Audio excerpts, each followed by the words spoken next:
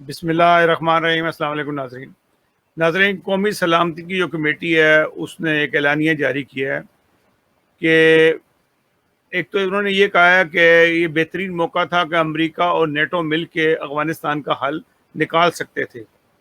مجھے یہ سمجھ آتی کہ امریکہ یا نیٹو نے پہلے کیا کیا ہے جو اب وہ حل نکالتے، اگر حل نکالنا ہوتا تو یہ آج حالات نہ ہوتے۔ عوام نے طالبان کو ویلکم کیا ہے، عوام نہیں چاہتی کہ وہاں جنگیں ہوں مزید۔ جتنا خون خرابہ افغانستان کے اندر ہوا ہے، جتنے بھی اسلامی ملکوں میں ہوا ہے، عراق میں ہوا ہے، ایران میں ہوا ہے، اور سیریا میں ہو رہا ہے، اس وقت ہو رہا ہے، عراق میں ہو رہا ہے، ابھی تک ہو رہا ہے جو سا ہے، اور بھی اسلامی ملکوں میں ہو رہا ہے، یمن میں ہو رہا ہے۔ تو اس کے پیچھے کون ہے؟ امریکہ ہی تو ہے اس کے پیچھے، جن کی پالیسیز کی وجہ سے ہوتے ہیں۔ اب جو طالبان نے جو ایک گزشتہ 10 دن کے اندر جو کچھ کیا، اور جو تقریباً 2 مہینے سے کر رہے تھے، وہ جس طرح سے پیش قدمی کر رہے تھے، وہ نظر آ رہا تھا۔ ہم نے کئی پروگرام میں کہا جس منظم طریقے سے وہ کر رہے ہیں، وہ عوام کے دل جیت کے یہ کام کر رہے ہیں۔ وہ ایسے نہیں کر رہے کہ وہ حملہ کرتے ہیں، قتل و غارت کرتے ہیں۔ انہوں نے اپنی پالیسی چینج کر دی ہے۔ اس پالیسی کے پیچھے کیا چیز ہے؟ اس پالیسی کے پیچھے چائنا ہے، رشیا ہے، پاکستان ہے، ایران ہے، ترکی ہے۔ یہ وہ ممالک ہیں جنہوں نے ان کو بیٹھ کے سمجھایا ہے کہ اگر آپ نے فتوحات کرنی ہے تو آپ نے فتوحات ایسے نہیں کرنی کہ آپ قتل و غارت کریں گے۔ آپ لوگوں کو اگر کے دل جیتیں، حکومت کریں۔ آج کابل کے اوپر طالبان کا جو ہے وہ پرچم لہرایا دیا گیا ہے، لا الہ الا اللہ محمد رسول اللہ کے نام سے۔ وہ اسلامی حکومت قائم کر سکیں گے کہ نہیں کر سکیں گے، یہ ایک الگ بات ہے۔ بہرحال بظاہر جیسے انہوں نے کام کیا ہے، انہوں نے ایک اچھے طریقے سے، پرسکون طریقے سے کابل میں داخل ہوئے ہیں۔ لوگوں کا ہے کہ آپ امن سے رہیں، اپنے کاروبار میں جائیں، بچے اسکول جائیں، بچیاں اسکول جائیں۔ انہوں نے کوئی اسی قسم کا کوئی معاشرے کے اندر کوئی رد و بدل نہیں کیا۔ انہوں نے کہا اپنی زندگی روٹین کے مطابق کریں، کوئی قانون کو ہاتھ میں لینے کی ضرورت نہیں ہے۔ پولیس والے آہستہ آہستہ جو ان سے اپنی ڈیوٹیز پہ آ رہے ہیں۔ جو سرکاری ملازمین ہیں ان کو بھی کہا کہ آپ اپنی ڈیوٹیز پہ آئیں۔ اب ان کے لیے چیلنج بہت سارے ہیں۔ انہوں نے بہت سارے نظام چلانے ہیں، بینکنگ کا نظام ہے، گورنمنٹ کی جو بہت ساری چیزیں ایسی ہوتی ہیں جس کے اندر بہت سارے سمجھدار لوگوں کی ضرورت ہے۔ وہ کہاں سے آئیں گے؟ کہ چائنا ان کو دے گا یا رشیا دے گا؟ کوئی نہ کوئی ملک تو ان کو دے گا، وہ مین پاور دے گا کہ آپ اس طریقے سے حکومت کریں گے تو چلیں گے۔ اور شاید ایسا ہی ہو، کیونکہ جو گزشتہ چند دنوں پہلے ایک میٹنگ ہوئی تھی شنگھائی کے اندر، جس میں چائنا کے ساتھ طالبان کا ایک معاہدہ ہوا تھا، جس کے اندر رشیا بھی شامل تھا، پاکستان بھی تھا شامل۔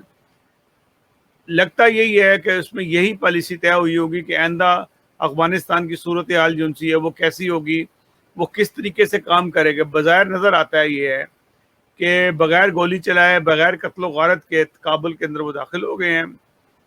اشرف غنی مجبور تھا کہ وہ کہتا ہے نا میں لڑنا ہی چاہتا تھا، اور اشرف غنی کوئی پہلوان ایسا تھا کہ وہ لڑتا۔ اشرف غنی کے لیے تو ایک گولی کافی تھی اگر وہ طالبان چاہتے۔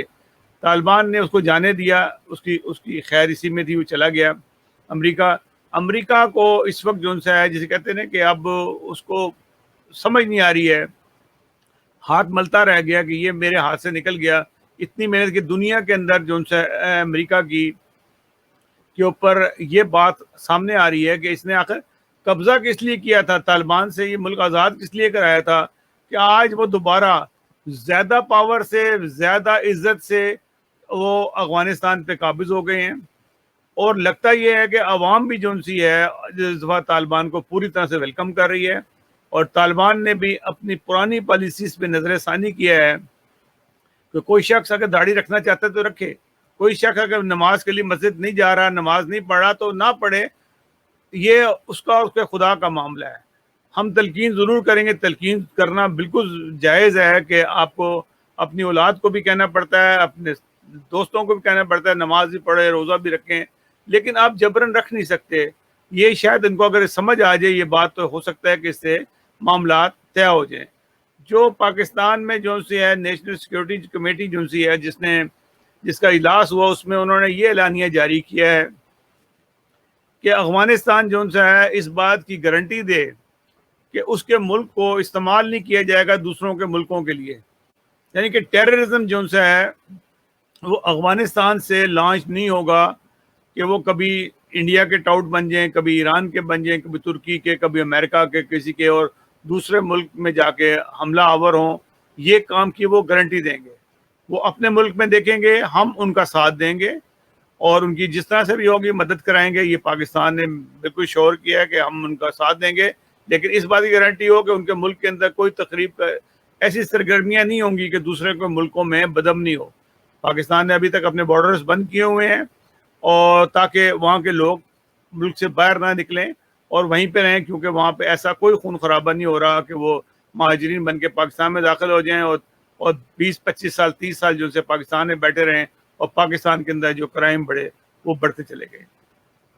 پاکستان ابھی یہ شو کر رہا ہے کہ ہم نے اس میں کچھ نہیں کیا، نہ چائنا نے کیا. لیکن آج اگر میں سروے کرتا ہوں، کینیڈا کے اندر ہی کرتا ہوں، تو میں نے جتنے بھی افغانی لوگوں سے بات کی ہے ان تمام لوگوں نے گلہ کیا ہے کہ آپ کی فوج، آپ کی ISI، آپ کی حکومت پاکستان کے اوپر وہ گندے الفاظ میں بات کرتے ہیں. ان کو بتایا جاتا ہے کہ پاکستان میں اس میں کوئی دخل نہیں ہے، یہ افغانی ہیں، طالبان ہیں، اس میں کوئی پاکستانی طالبان یا کوئی اور لوگ شامل نہیں ہیں.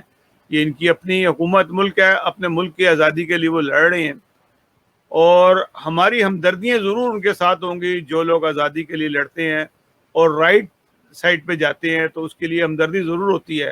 لیکن یہ کہا کہ پاکستان جو سا ہے طالبان کا ساتھ دے رہا تھا، یہ ہرگز ممکن نہیں ہے کہ یہ جو سا ہے کہ پاکستان نے پہلے بہت سی تکلیف اٹھا چکی ہے.